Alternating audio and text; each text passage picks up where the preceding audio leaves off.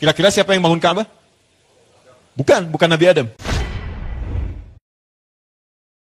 Allahumma inna nas'aluka. Kalau banyak, ilman nafi'a, wa rizqan tayyiba, wa amalan mutakhabbara. Kata Nabi, ya Allah, kami mohon, satu, anugerahkan pada kami ilmu yang bermanfaat, kemudian rizki yang terbaik, dan yang ketiga, dan mohon terima amalan kami. Ya, Anda bisa bayangkan gak? Seorang Nabi, Nabi Muhammad itu istimewa, satu-satunya Nabi yang pernah diutus di bumi, yang sebelum wafat itu turun langsung satu surah menjamin surganya. Ya, ada surah Al-Kautsar, Inna a'tainakal Kautsar. Muhammad, kami telah siapkan semua kenikmatan surga terindah untukmu. Bahkan di surat Ad-Duha disebutkan, wala saufa yu'tika rabbuka fatarda. Nanti kami akan berikan nikmat kepadamu sampai kamu merasa puas. Padahal kaidah nikmat itu kalau diberikan, gak ada orang puas. Silahkan cek, nikmat itu kalau diberikan kaidahnya, gak ada yang puas, pengen selalu nambah. Anda kalau sudah mendapatkan sepeda, itu kan nikmat. Ya, apa merasa cukup? Tidak, orang dapat sepeda, pengen motor. Sudah punya motor, pengen apa? Mobil. Sudah punya mobil, pengen? Tuh, pesawat, mau taruh di mana gitu kan? Jadi kaidah nikmat itu kalau diberikan, selalu pengen nambah. Tapi nanti kata Allah, saya jamin kamu mendapatkan nikmat yang dengan itu kamu merasa puas. Sampai engkau katakan kepada Allah, puas ya Allah, cukup. Kaidahnya pengen ditambah, tapi saat di surga kata Allah, kami siapkan surga dengan semua kenikmatan sempurna, dan kami jamin sampai kamu merasa puas. Satu-satunya Nabi yang diutus di bumi, dijamin surganya, sempurna nasabnya, dijamin oleh Allah kemudian kemuliaan hidupnya di 3 alam, dunia, alam kubur sampai dengan akhirat, kemudian dipuji oleh Allah langsung dalam Al-Quran, wa innaka la'ala khuluqin azim, dan yang paling indah, masuk surga tanpa hisab, itu jaminan. Tapi masih bermohon kepada Allah setiap selesai sholat, ya Allah, mohon terima amalan saya. Nabi Ibrahim alaihissalam, kakek moyangnya Nabi SAW yang ke-30. Generasi diurut, kalau dari Nabi sampai ke Nabi Ibrahim itu ada 30 generasi. Itu pun melakukan doa yang sama ketika selesai meninggikan bangunan Ka'bah. Cek Quran surah ke-2 Al-Baqarah ayat 129. Paling kiri sebelah atas di mushaf. Ya, Quran surah ke-2 ayat 129. Ya, doanya Nabi Ibrahim plus Nabi Ismail. Nabi Ibrahim keturunan yang ke-30 kakeknya Nabi. Nabi Ismail ke-29 dari Nabi SAW. Jadi kalau anda urutkan, Muhammad SAW bin Abdullah, bin Abdul Muttalib, bin Hashim, bin Abdul Manaf, bin Qusay, bin Murrah, bin Kilab, bin Ka'ab, Ghalib, bin Fikir, bin Malik, bin Nadar, bin Kinana, bin Khuzaimah, bin Mudrika, bin Ilyas, bin Nizar, bin Mudar, bin Ma'ad, bin Adnan, bin Addi, bin Adri, bin Muqawwam, bin Nahur, bin Tarikh, bin Ya'rub, bin Yasub, bin Nabit, bin Ismail AS, bin Ibrahim AS. Ulangi. Ada 29 sampai 30 generasi. Nah, itu ditugaskan oleh Allah, ayo kamu tinggikan kembali bangunan Ka'bah. Jadi Ka'bah itu, awas hati-hati ya, bukan dibangun oleh Nabi Ibrahim. Bukan dibangun oleh Nabi Ibrahim. Kira-kira siapa yang bangun Ka'bah? Bukan Nabi Adam. Ka'bah redaksinya, buka Quran surah ketiga Ali Imran ayat 96 sampai 97, itu redaksi Qurannya dibangunkan untuk manusia, bukan manusia yang bangun. Di saat manusia pertama Nabi Adam turun ke bumi, Quran surah kedua ayat 38, itu Ka'bah sudah ada. Ya kata Allah, inna awwala baitin wudi'a linnas. Sungguh rumah pertama yang dibangunkan untuk manusia, bukan manusia yang bangun. Yaitu Ka'bah yang terletak di Mekah. Jadi setelah Nabi Adam diutus, kemudian generasi Adam muncul Nabi Nuh. Di zaman Nabi Nuh terjadi banjir besar, tersapu bagian atas Ka'bahnya. Ya, dihancur bagian atasnya, tersisa pondasinya. Dalam bahasa Arab, pondasi kalau satu disebut dengan qaidah namanya. Ya, qaidah. Kalau lebih daripada satu, misalnya 2, 3, 4, itu dijamakkan menjadi qawaid namanya. Qawaid.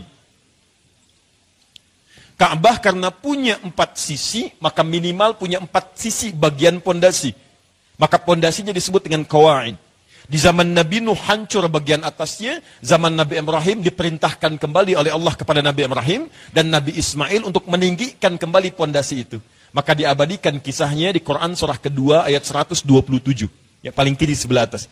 Wa idh yarfa'u Ibrahimul qawa'id minal bait. Ingatlah ketika Nabi Ibrahim diperintahkan oleh Allah untuk meninggikan kembali fondasi Ka'bah yang sempat hancur zaman Nabi Nuh. Dari zaman Nabi Ibrahim ke Nabi Nuh ada kisaran 6 sampai dengan 7 generasi.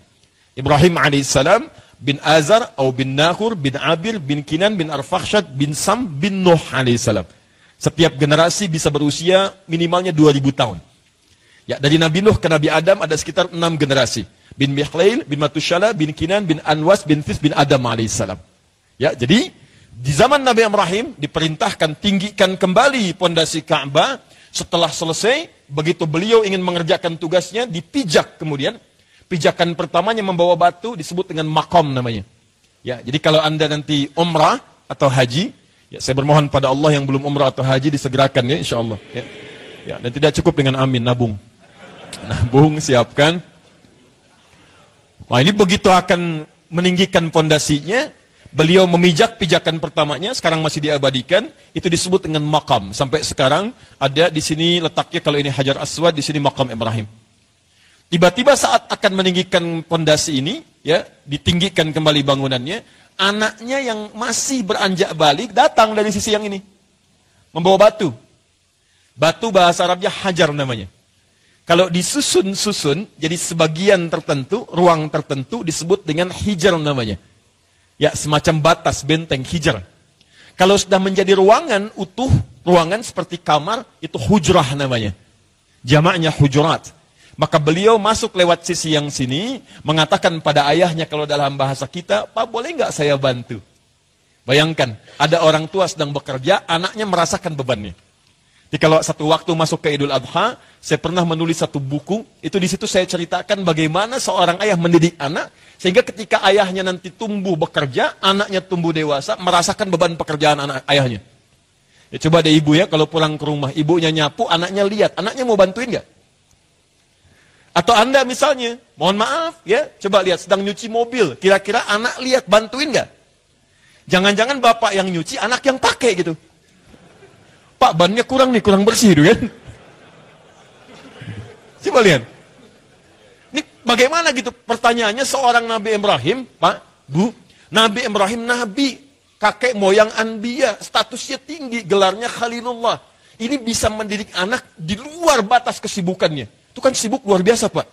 Istrinya aja 2. Bayangkan, istri 2 dirawat, 1 di Palestina, 1 di Mekah. Tugas dakwah pekerjaan ada. Nabi Ismail kan tinggalnya di Mekah. Beliau domisilinya di Palestina. Itu dalam kesibukannya berdakwah, kerja, dan sebagai nabi dan sebagai seorang suami, masih sempat menengok perkembangan anaknya di Mekah. Luar biasa, sesibuk luar biasa, itu masih bisa menyempatkan tengok anaknya. Sehingga anaknya merasakan kasih sayang bapaknya. Begitu tumbuh dia punya rasa terhadap pekerjaan ayahandanya. Saya mau tanya pada Anda, maaf ya, Nabi Ibrahim, Nabi, gelarnya Khalilullah, dekat dengan Allah, bapak para nabi, status masuk surga tanpa hisab, dimuliakan oleh Allah, bekerja, berdakwah, masih sempat merawat anaknya, anak punya perhatian pada bapaknya. Anda Nabi bukan, Rasul bukan, lihat coba ya, maaf Khalilullah juga bukan gelarnya, surga belum dijamin, hisab masih menegangkan, amal berantakan, sesibuk apa Anda sampai tidak punya perhatian kepada anak? Jadi kalau anak Anda kurang punya perasaan kepada Anda saat pulang, jangan disalahkan dulu. Kalau dia belum bergegas membantu Anda saat dibutuhkan, jangan disalahkan dulu. Barangkali perhatian Anda yang kurang kepadanya. Coba istighfar dulu, barangkali ada bagian tertentu dalam episode kehidupan kita yang belum sampai kepadanya. Ya, kembali ke sini. Datang membawa batu, disusun di sini, jadi bagian dari Ka'bah, sampai sekarang diabadikan jadi Hijr Ismail. Dengan namanya. Selesai meninggikan bangunan ini, keduanya lantas berdoa. Perhatikan doa pertamanya. Langsung teruskan dulu di Al-Baqarah 127-nya, sebelum sampai ke sini. Ini nanti doanya untuk Nabi Muhammad. Di ayat 127-nya, perhatikan doanya. Wa idh yarfa'u Ibrahimul qawa'ida minal bait wa Ismail.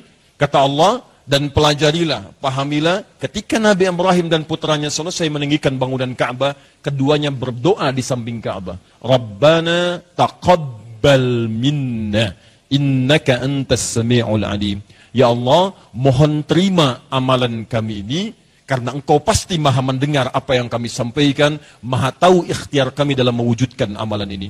Saya mau katakan begini, yang ingin saya sampaikan, fitrah dan sunnah para nabi, itu kalau sudah beramal sekecil apapun, apalagi amalan besar, itu selalu bermohon kepada Allah untuk diterima amalannya. Maka biasakan itu, nabi aja minta, masa kita yang bukan nabi tidak meminta? Anda selesai baca Quran, berdoa kepada Allah, minta terima amalan. Anda selesai sholat, berdoa kepada Allah, minta terima amalan. Hanya pertanyaannya, fokus, apa ciri seseorang diterima amalannya, dan apa kaitan pembahasan itu dengan tema yang kita bahas pada kesempatan di siang hari ini. Itu yang coba kita akan kaji dalam pertemuan siang hari ini. Jadi ini baru mukaddimah dan ini kita mulai inti bahasannya.